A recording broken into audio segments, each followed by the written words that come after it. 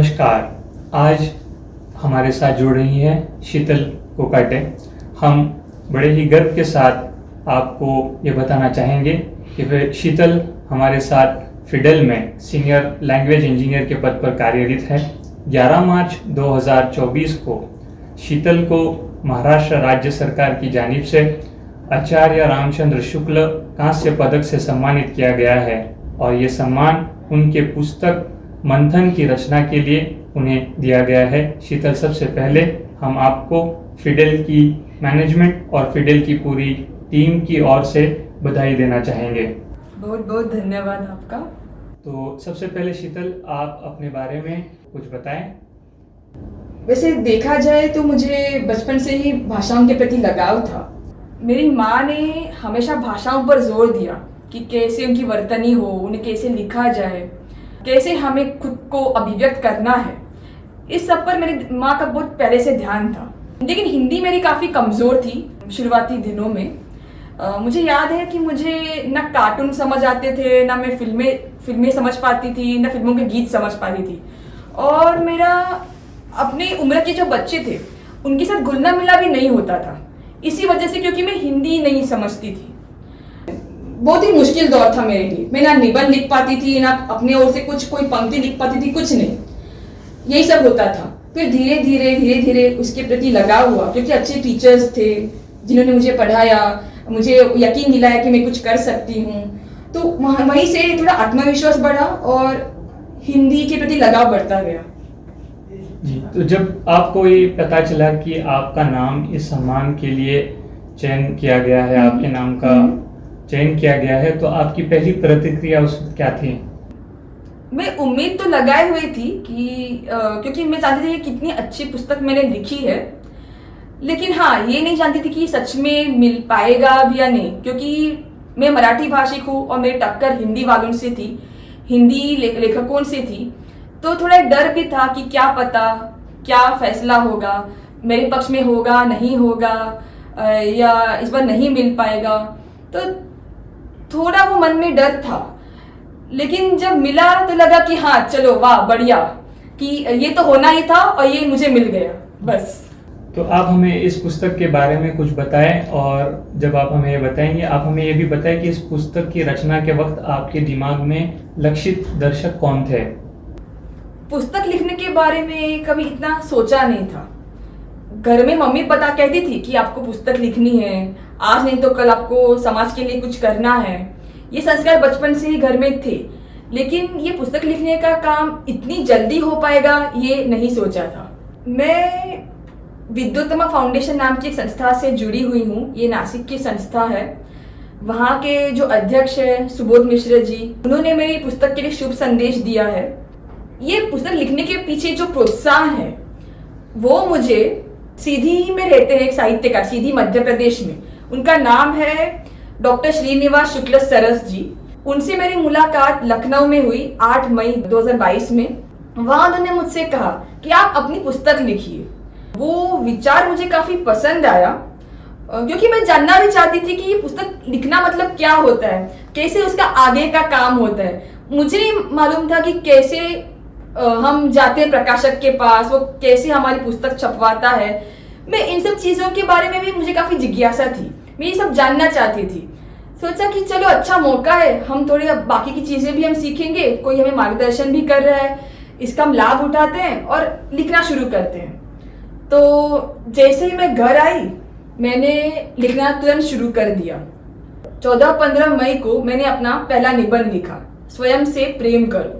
Doctor Srinivas शुक्ल सरस जी ने इस बीच मुझे फ़ोन किया कि क्या हुआ, कुछ लिखना शुरू हुआ भी या नहीं।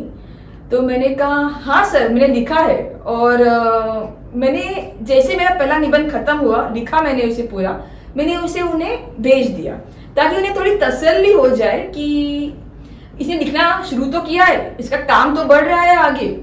तो इस विचार से मैंने उन्हें अपना पहला निबंध भेज दिया। उन्हें वो काफ़ी पसंद आया और उन्होंने उस पर मुझे बहुत अच्छी प्रतिक्रिया भी दी। तो उसके बाद मेरा लिखने का काम जारी रहा, अविरत जारी रहा। मैंने हर वीकेंड को, हर सैटरडे संडे में मैंने एक निबंध लिखा। कई बार हम ऐसा सुनते हैं कि पुस्तक लिखने से ज़्यादा उसका शीर्षक जो है वो तय करना कठिन होता है। तो क्या आप हमें बताएंगे कि आपकी जो पुस्तक है उसका आपने शीर्षक मंथन ही क्यों चुना? ये शीर्षक चुनने में मैं और मेरी मम्मी ही शामिल थी। हमने काफ़ी चर्चा की, जीवन के बारे में अलग अलग दृष्टिकोण हैं इसमें। आमतौर पर क्या होता है कि इंसान एक ही कोई दृष्टिकोण पकड़कर चलता है, जो और दृष्टिकोण हैं उन्हें शामिल नहीं करता, अपनी एक धारणा बनाता है और उसी पर चलता है बस। तो मैंने सोचा कि मुझे इस पर थोड़ा प्रहार करना है, इसे तोड़ना है, क्योंकि उसमें सामाजिक, आध्यात्मिक, मनोवैज्ञानिक, व्यावहारिक ऐसे अलग अलग तरह का मंथन है, विचार मंथन है। इसलिए हमें लगा कि मंथन से सार्थक शीर्षक कोई हो ही नहीं सकता। जी, बेहतर। और इस पुस्तक को पूरा करने के लिए आपको कितना समय लगा होगा? जैसे मैंने आपको बताया, 13-14 मई को मैंने अपना पहला निबंध लिखा। मैं लखनऊ से आई। लखनऊ से आने के बाद जो पहला वीकेंड पड़ा था वो 13-14 मई को था। तो मैंने सोचा कि ऑफिस का काम है, ऑफिस के काम में तो हम कुछ और कर नहीं सकते, मुश्किल भी था। तो मैंने हर वीकेंड निबंध लिखने के लिए समर्पित कर दिया। तो इस तरीके से 8 मई को मेरा प्रोग्राम था विमोचन का, एक प्रोग्राम में गई थी। वहाँ से लौटने के बाद मैंने शुरू किया। दिसंबर में इसका प्रकाशन हुआ और 8 जनवरी को इसका विमोचन हुआ। तो 8 मई से 8 जनवरी इस दौरान मैंने ये पुस्तक लिखी और इसका विमोचन भी हुआ। जी, बहुत बढ़िया। और अब तक की हमारी चर्चा के अनुसार अगर मैं ये कहूँ कि इस पुस्तक को लिखने में आपकी माताजी जो है वो आपकी सबसे बड़ी प्रेरणा रही है, तो ये गलत नहीं होगा। बिल्कुल बिल्कुल। उन्होंने जो संस्कार दिए, जो सिखाया, जो दृष्टिकोण दिए, उसी के कारण मैं ये लिख पाई हूँ। और मैं देखती हूँ कि हमारे घर में काफ़ी स्वस्थ चर्चाएं होती हैं। हर किसी के दृष्टिकोणों को हम शामिल करते हैं, हर किसी से उसकी राय पूछते हैं। तो इस सब के कारण ही मैं ये लिख पाई हूँ। जी, बहुत बेहतर। और इस पुस्तक को लिखने में यदि आपको कोई कठिनाइयाँ जिनका सामना करना पड़ा हो, अगर आप हमारे दर्शकों के लिए बताना चाहें तो बता सकती हैं। जी, कठिनाई तो नहीं। वैसे मेरी हिंदी की पकड़ काफ़ी मजबूत है। बहुत मेहनत मेरी मम्मी ने करवाई और बहुत अच्छे अच्छे लोग मेरे संपर्क में आए, जिसके कारण जिन्होंने मेरा काफ़ी अच्छा मार्गदर्शन भी किया। मैं फर्ग्यूसन कॉलेज भी इसीलिए गई क्योंकि मुझे हिंदी पढ़ना था अंग्रेजी के साथ। तो हमेशा सामने एक ऐसा विकल्प आता गया कि मैं हिंदी को ना छोड़ूं, हिंदी को साथ लेकर ही आगे बढ़ूं। तो ये पहले से होता रहा मेरे साथ। मेरा हिंदी और अंग्रेजी हमेशा साथ साथ चलता रहा। तो मुश्किल तो मेरे परिवार वालों के लिए था, लेकिन उन्होंने मेरा बहुत अच्छा साथ दिया, तभी इतने कम समय में ये पुस्तक बाहर आ पाई। जी, बहुत अच्छे। और इतने व्यस्त दिनचर्या में आपको ऑफिस का भी काम करना पड़ता होगा, आपको घर के भी काम करना पड़ते होंगे, आप अपने लिए कैसे समय निकाल लेती हैं लिखने के लिए? एक नियम बना हुआ था कि सुबह उठूंगी, अपने रोज के काम, फिर ऑफिस का काम। अगर समय बचता है रात को, अगर ऊर्जा भी बची है तो थोड़ा विचार मंथन जो भी है करें, या फिर सीधा पूरा का पूरा काम वीकेंड को ही छोड़ दें। लेकिन हाँ, मैं कहीं बाहर नहीं गई, मैंने कुछ और नहीं किया।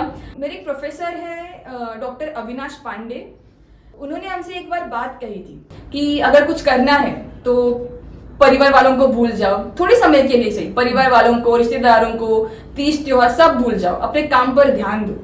ये बात मेरे मन में हमेशा ऐसे घंटी की तरह बजती रहती थी कि मुझे अच्छा चलो मैं ये छोड़ देती हूँ, मैं किसी से नहीं मिलूंगी, कुछ नहीं करूंगी, किसी से बात नहीं करूंगी, सिर्फ अपना काम लेकर बैठूंगी। तो बस इसी तरीके से ये पूरा हुआ, ऑफिस और लिखना। जी, बहुत बेहतर। मंथन की सफलता के बाद क्या हम आपसे आने वाले समय में कुछ इस प्रकार की रचनाओं की अपेक्षा कर सकते हैं, या शायद आपने अपना आगे का सफर जो है वो शुरू कर भी दिया हो किसी और पुस्तक की ओर? अभी नई पुस्तक लिखना नहीं शुरू किया है, लेकिन ये पुस्तक लिखने के बाद मैं हरिद्वार गई थी और अभी हाल ही में मैं सूरत जाकर आई। वहाँ मैं वक्ता के रूप में आमंत्रित थी, तो उसके लिए मुझे कुछ आलेख भेजने थे। उनका चयन हुआ तभी मुझे वहाँ जाने का मौका मिला था। तो थोड़ा बहुत अभी लिख रही हूँ। पुस्तक पर अभी इतना गहराई से नहीं सोचा है, लेकिन लिखना तो है ही, आज नहीं तो कल। और मेरा ये भी मानना है कि साहित्यकार जो है वो कोई फैक्ट्री नहीं है कि आप आज कितना लिखते हैं, कल कितना लिखते हैं। मेरा मानना है कि उसमें गुणवत्ता हो, क्वालिटी हो। आज जैसे हर कोई लेखक बनने की होड़ में है, मुझे उस होड़ में, उस कंपटीशन में हिस्सा नहीं लेना है। जब भी मेरे मन में वो विचार होंगे, वो भाव होंगे, मैं समाज के सामने कुछ अच्छा कुछ रख पाऊंगी, तभी अगली पुस्तक आएगी। लेकिन उसकी तरफ मेरा कदम आगे बढ़ चुका है और मैं आगे बढ़ती रहूंगी। जी, तो आपको आपके आगे के सफ़र के लिए हम बहुत सारी शुभकामनाएं देते हैं। और एक आखिरी सवाल मैं आपसे करना चाहूँगा कि जो हमारे दर्शक हमें सुन रहे हैं, आप उनको बताएं कि आपकी ये जो पुस्तक है मंथन, ये उनके वाचन के लिए उन्हें कहाँ उपलब्ध होगी? जी, इसकी ऑनलाइन कॉपी जो है वो किंडल पर है, अमेजोन किंडल पर, वहाँ आप खरीद सकते हैं, या फिर आप सीधे मुझसे संपर्क कर सकते हैं। जी, तो हम शीतल को फिर से एक बार उनकी इस कामयाबी के लिए अभिनंदन करते हैं। और जितना श्रेय इनको जाता है, उतना ही श्रेय शायद उनकी माताजी को भी जाता है। तो माताजी, फिडेल की ओर से आपका भी धन्यवाद करना चाहेंगे, क्योंकि आपने अपनी पुत्री को जो है वो एक बेहतर दिशा दी और उनको वारंवार आप प्रोत्साहित करती रही, और शायद ये उसी का नतीजा है। धन्यवाद।